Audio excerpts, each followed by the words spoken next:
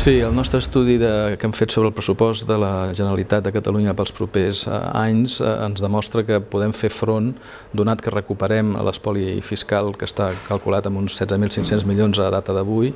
els podem dedicar perfectament a pagar les despeses estructurals d'un estat, com poden ser la nostra contribució a la Unió Europea, que entenem que estarà per sobre dels 2.000 milions d'euros a l'any,